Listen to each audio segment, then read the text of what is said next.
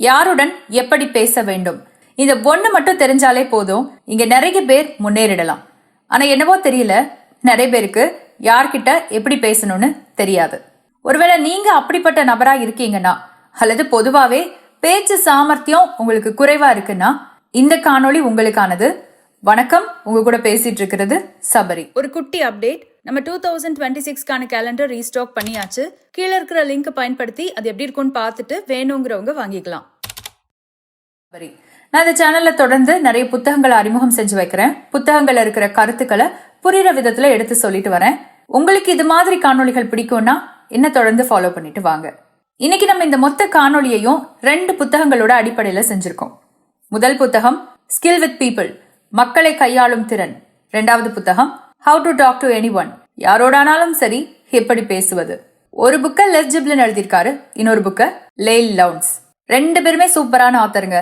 வளவள கொலவலன்னு இல்லாம இததான் பண்ணணும், இப்படிதான் பண்ணணும், இப்படி பண்ணுனா இதுதான் ரிசல்ட் அப்படின்னு சொல்லி கொடுத்திருக்காங்க. குட்டி குட்டி எக்ஸாம்பிள்ஸோட அதை சொல்லி தரவா. பாயிண்ட் நம்பர் 1, நீங்க பேசுறத ஒருத்தங்க காது கொடுத்து கேட்கணும்னா முதல்ல அவங்கள ஒரு ஸ்பெஷலான பர்சனா ஃபீல் பண்ண வைக்கணும். இங்க பாருங்களேன், உங்களுக்கு வேணும்னா நீங்க சிறந்த நபரா இருக்கலாம். ஆனா ஒவ்வொரு நபருக்கும் அவங்க தான் சிறந்தவங்க. அவங்கள தாண்டி அவங்க வேற எதுவும் யோசிக்கவே மாட்டாங்க. இப்போ உங்க ஃப்ரெண்டுக்கு ஒரு பையன் இருக்கான், அந்த பையன் நிறைய ரன்னிங் ரேஸ்ல பார்ட்டிசிபேட் பண்ணியிருக்கான்னு வச்சுக்கோங்களேன். அவங்கள பொறுத்த வரைக்கும் அந்த பையன் தான் இருக்கிறதுலயே சிறந்த ஓட்டப்பந்தய வீரன். உசைன் போல்ட்டை பத்தியே அவங்களுக்கு தெரிஞ்சாலும் அவங்க பையன் தான் அவங்களுக்கு பெஸ்ட். இது உங்க ஃப்ரெண்டுக்கு மட்டும் பொருந்தாதுங்க. இந்த உலகத்துல இருக்கிற எல்லா மனுஷங்களும் அப்படிதான். தன்னைத்தானே ஸ்பெஷலா நினைப்பாங்க. அவங்கள நீங்களும் ஸ்பெஷலா ட்ரீட் பண்ணணும்னு நினைப்பாங்க. இப்ப நீங்க மார்க்கெட்டிங்ல இருக்கீங்க, அல்லது ஏதோ ஒரு முக்கியமான விஷயத்த உங்களுக்கு சாதிச்சுக்கணும்னு வச்சுக்கோங்களேன். அவங்கள நீங்க ஸ்பெஷலா ஃபீல் பண்ண வச்சாலே போதும். அதுக்கு இந்த ஆத்தர் 4 டிப்ஸ் கொடுக்குறாரு. 1, நான், என்னோடது, என்னை பத்தி அப்படின்னு உங்களை பத்தியே பேசிட்டு இருக்க கூடாது. நீங்க, உங்களோடது, உங்க குழந்தை, உங்க வீடு, உங்க ஊருன்னு அவங்கள பத்தி பேசணும். அவங்கள மையப்படுத்தி பேசணும். நான் பாட்டுக்கு பேசுறேன், நீ பாட்டுக்கு கேளுன்னு யாருக்கோ பேசுற மாதிரி பேசாம அவங்க பேரை பயன்படுத்தி பேசணும். நீங்க அவங்க பேரை யூஸ் பண்ணிட்டீங்கனாலே ஒரு பர்சன் ஸ்பெஷலா ஃபீல் பண்ண ஆரம்பிச்சிருவாங்க. அதுக்குன்னு வயசானவங்கள பேர் சொல்லி கூப்பிட சொல்லல. சார், மேடம், அண்ணா, அக்கான்னு சொன்னாலும் பேரை சொல்லி சொல்லுங்க. 3வது, சின்ன விஷயமா இருந்தாலும் சரி பாராட்டுங்க. இந்த உலகமே பாராட்டுக்காக தான் இயங்குது. ஒட்டுமொத்த மனித இனமும் பாராட்ட மையப்படுத்தி தான் இயங்கிட்டு இருக்கு. அப்படி இருக்கும்போது ஒருத்தங்களை ஸ்பெஷலா ஃபீல் பண்ண வைக்கிறதுக்கு பாராட்ட தாண்டி வேற ஏதாவது ஒரு டிப்ஸ் இருக்குமா என்ன? 4வது, ஒருத்தரை ஸ்பெஷலா ஃபீல் பண்ண வைக்கணும்னா அவங்க சொல்றத காது கொடுத்து கேட்கணும். அப்படி கவனிக்காம கேட்காம அவங்க ஆரம்பிச்ச அடுத்த நிமிஷம் என் கதை இது, என்னோடது இதுன்னு உங்களை பத்தியே பேசிட்டு இருந்தீங்கன்னா அவங்க உங்ககிட்ட பேசவும் மாட்டாங்க, நீங்க பேசுறத கேட்கவும் மாட்டாங்க. ஸோ இப்போ நான் சொல்லி கொடுத்த இந்த 4ஐயும் வச்சு ஒருத்தங்களை எப்படி ஸ்பெஷலா ஃபீல் பண்ண வைக்கிறதுன்னு உங்களுக்கு தெரிஞ்சிருக்கும். இனி அடுத்து பாயிண்ட் நம்பர் 2, பேச்சு திறமைய வளர்க்கணும்னா ஒத்து போகிற திறமைய வளர்க்கணும். நீங்க பாருங்களேன், இந்த முதல் பாயிண்ட்ல சொன்ன மாதிரி ஒருத்தங்களை ஸ்பெஷலா ஃபீல் பண்ண வைக்கிறதெல்லாம் கொஞ்சம் ஈஸி தான். ஆனா இந்த கான்ஃபிளிக்ட்னு ஒன்று வரும்ல, ஒருத்தருக்கு ஒருத்தர் கருத்து வேறுபாடுன்னு ஒன்று வரும்ல, அப்போ நீங்க எப்படி நடந்துக்கிறீங்கிறது தான் உங்களை அடுத்த கட்டத்துக்கு நகர்த்தும். அது தொழில்னாலும் சரி, பர்சனல் லைஃப்லனாலும் சரி. ஒருத்தரோட உங்களுக்கு ஒத்து போகலைன்னா அதை நீங்க எப்படி ஹேண்டில் பண்றீங்கிறது ரொம்ப பெரிய விஷயம். பட் அதுக்கும் இந்த புத்தகங்கள் 4 டிப்ஸ் கொடுக்குதுங்க. முதல்ல ஒருத்தங்க ஒன்று சொல்றாங்க, அது ஓகே, சரியா தான் இருக்கு அப்படின்னா அது சூப்பரான ஒரு ஐடியா, அது எனக்கு ஓகே அப்படின்னு தைரியமா சொல்ல தெரியணும். மற்றபடி ஒத்து போகுது அப்படிங்கறத சும்மா தலையாட்டி காமிச்சிட்டு ஒத்து போகாததை மட்டும் எடுத்து சொன்னீங்கன்னா எப்பவுமே இவங்க நம்ம கூட கான்ட்ரடிக்ட் பண்றாங்களோ அப்படின்னு தோணும். சில நேரம்லாம் பாருங்களேன், மெஜாரிட்டியான விஷயம் உங்களுக்கும் அவங்களுக்கும் ஒத்து போகும். ஆனா ஒத்து போகிறதெல்லாம் நீங்க அப்ரிஷியேட் பண்ணிருக்க மாட்டீங்க, சொல்லியிருக்க மாட்டீங்க. ஆனா ஒத்து போகாததை மட்டும் எடுத்து சொல்வீங்க. அது பாக்குறதுக்கு அடிக்கடி நீங்க கான்ட்ரடிக்டரியா பேசுற மாதிரி தோணும். அதுக்கு தான் சொல்றாங்க, முதல்ல உங்களுக்கு ஒருத்தரோட ஒத்து போகுதுன்னா எனக்கு இது ஓகே, இது ஒரு நல்ல விஷயம், நல்ல ஐடியா அப்படிங்கிறத அவங்க கிட்ட சொல்லணும். 2வது, ஒருத்தர் சொல்ற விஷயத்துல உங்களுக்கு கருத்து வேறுபாடு இருக்கு அப்படின்னா தேவைப்பட்டால் ஒழிய அதை அவங்க கிட்ட சொல்லாதீங்க. குறிப்பா 4 பேர் முன்னாடி சொல்லவே சொல்லாதீங்க. தனிப்பட்ட முறையிலையும் கூட தேவைப்பட்டா மட்டும் சொல்லுங்க. ஏன்னா சில நேரம் சில கருத்துக்கள்லாம் டிஸ்கஷன்ல தான் இருக்கும். சும்மா பண்ணலாமா வேண்டாமான்னு டிஸ்கஸ் தான் பண்ணிட்டு இருப்பாங்க. ஆனா நம்ம முந்திரி கொட்டை மாதிரி நம்ம கருத்தை சொல்லிடுவோம். அவங்களுமே கூட அதுக்கு ஒத்து வர நபரா இருக்கலாம். ஆனா நம்ம சொல்லிட்டோங்கிற ஒரே காரணத்துக்காக அது வேண்டான்னு ஒத்த கால நிப்பாங்க. அல்லது சில இடங்கள்ல கொஞ்ச நேரம் கழிச்சு உங்களுக்கே கூட உங்க கருத்து தப்புன்னு தோணலாம். ஆனா முந்திரி கொட்டை மாதிரி அவங்க கிட்ட சொல்றதன் மூலம் 2 பேருக்கும் நடுவுல இருக்கிற சுமூகமான உறவு பாதிக்கப்படுது. அதனால தேவைப்பட்டா மட்டும் டிஃபரன்ஸ் ஆஃப் ஒப்பீனியனை சொல்லுங்க. 3வது, உங்க பக்கம் தவறு இருந்தா ஒத்துக்கோங்க. நம்ம ஒத்துக்கிட்டா நம்மள முட்டாள்னு நினைச்சிருவாங்களோ அப்படின்னு ஒரு காலத்திலயும் நினைக்க வேண்டாம். எனக்கு ஒரு சில பெரிய மனிதர்களை தெரியும். அவங்க கிட்ட இந்த குணத்தை பார்த்திருக்கேன். அவங்கள விட நான் வயசுல ரொம்ப சின்ன பொண்ணா இருப்பேன், எக்ஸ்பீரியன்ஸ்ல ரொம்ப சின்ன பொண்ணா இருப்பேன். ஆனாலும் அவங்க தப்பா சொல்லியிருக்காங்க, நான் சரியா சொல்றேங்கிற பட்சத்துல ஓகே சபரி, சாரி நான் தப்பா அண்டர்ஸ்டாண்ட் பண்ணிக்கிட்டேன் அப்படின்னு சொல்லுவாங்க. அவங்க அப்படி சொல்றதாலேயே அவங்க மேல எனக்கு மரியாதை அதிகமாயிட்டே போயிருக்கு. சோ தப்ப ஒத்துக்கிறதுனால உங்க மரியாதை குறையும்னு நினைக்காதீங்க, அது கூட தான் செய்யும். 4வது, தர்க்கங்களின் போது கவனமாக இருக்க வேண்டும். முடிஞ்ச அளவுக்கு ஆர்கியூ பண்ணக்கூடாது. பண்ணினாலும் சில பேர்லாம் இருக்காங்க, நீங்க என்ன ஆர்கியூ பண்ணாலும் பிரயோஜனமே கிடையாது, அவங்க பிடிச்ச பொடியில தான் நிற்பாங்க. அந்த மாதிரி நபர்கிட்ட ஆர்கியூவே பண்ணிடக்கூடாது. தெரியாம உள்ள நுழைஞ்சிட்டீங்க, ஆர்கியூ பண்ண ஆரம்பிச்சிட்டீங்கன்னு வச்சுக்கோங்க, கரெக்டான இடத்த தெரிஞ்சுக்கிட்டு அப்படியே பின்னாடி வந்துடணும். இல்லனா சாக்கடையில கல்லெறிஞ்ச மாதிரி ஆயிடும். இப்ப புரிஞ்சிருச்சா ஒத்து போகும் கலை? ஆனா இது நம்ம முதல்ல பார்த்த பாயிண்ட மாதிரி ஈஸிலாம் கிடையாதுங்க. ரொம்ப கஷ்டம். ரொம்ப கவனமா இருக்கணும், ரொம்ப பிராக்டிஸ் பண்ணணும். இந்த காய்ச்சல்லாம் வரும்போது இத்தனை டிகிரி தாண்டுனா இது ஆகும் அப்படின்னு தெரியுதுல்ல, அந்த மாதிரி சிலரோட பேசும்போது இந்த மீட்டர் தாண்டுனா இவங்க இதுதான் பண்ணுவாங்க அப்படிங்கிற அளவுக்கு நாலேஜை வளர்த்துக்கோங்க. இந்த ஆர்குமெண்ட்ல எஸ்கேப் ஆயிக்கலாம். அடுத்து பாயிண்ட் நம்பர் 3, ஒருவரோடு பேசும்போது தாக்கம் ஏற்படுத்தும் அளவுக்கு புத்திசாலித்தனமாக பேசுங்கள். இந்த இடத்துல ஒரு விஷயம் சொல்லிடுறேன், எல்லார்கிட்டையும் நீங்க பேசணும்னு அவசியம் கிடையாது, எல்லார்கிட்டையும் நீங்க தாக்கத்தை ஏற்படுத்தணும்னு அவசியம் கிடையாது. சில இடங்கள்ல மட்டும்தான் உங்க இன்ஃப்ளூயன்ஸ் வெளிப்படணும். இப்ப நீங்க ஒரு சேல்ஸ்மேனா இருக்கீங்கன்னா நீங்க வேலை பார்க்குற இடத்துல தாக்கத்தை ஏற்படுத்துற மாதிரி பேசிதான் ஆகணும். நீங்க ஒரு ப்ரொஃபஸரா இருக்கீங்க, டீச்சரா இருக்கீங்கன்னா நீங்க டீச் பண்ற இடத்துல தாக்கத்தை ஏற்படுத்தி தான் ஆகணும். அதுக்குன்னு அதையே கொண்டு வந்து பர்சனல் லைஃப்ல காட்டணும்னு அவசியம் இல்ல. புரியுதா? அப்படியே இதை பண்றதுக்கு இந்த ஆத்தர் சூப்பரான ஒரு டிப்ஸும் கொடுக்கிறாரு.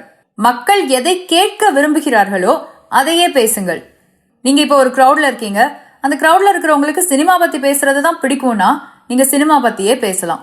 கூட ஏதாவது ஒரு தகவல் சொல்லணும்னா சினிமாவை ரிலேட் பண்ணியே சொல்லலாம். நீங்களே யோசிச்சு பாருங்க, உங்ககிட்ட யாரோ ஒருத்தர் பேச வராங்க, உங்களுக்கு சம்பந்தமே இல்லாத டாபிக்கை பத்தி பேசுறாங்க, தொடர்ந்து பேசிக்கிட்டே இருக்காங்க. உங்களுக்கு எப்படி இருக்கும்? ஐயோ எப்படா போவாங்க நிறுத்துவாங்கன்னு இருக்கும்ல. அதே மாதிரி தான் உங்க பேச்சை கேட்கறவங்களுக்கும் இருக்கும். அதனால எப்பவுமே பேசுறதுக்கு முன்னாடி யார்கிட்ட பேசுறோம், அவங்களுக்கு என்ன தெரியும், அவங்களுக்கும் நமக்கும் ரிலேட்டடா என்ன இருக்கு, அதாவது 2 பேருக்கும் காமனா என்ன இருக்கு அப்படிங்கறத தெரிஞ்சுக்கிட்டு பேசணும். பேசிட்டே இருக்கீங்க, ஆனா அவங்க முகத்தை பார்க்கும் போதே அவங்களுக்கு அது பிடிக்கலன்னு தெரியுதுன்னா பேச்சை மாத்தணும் அல்லது அந்த பேச்சை கட் ஷார்ட் பண்ணணும். எவ்வளோக்கு எவ்வளோ எதிர்த்தாப்புல இருக்கிறவங்களோட பாடி லாங்குவேஜ் உங்களுக்கு புரியுதோ அவ்வளோக்கு அவ்வளோ உங்க ஸ்பீச்சை உங்களால சரி பண்ண முடியும்.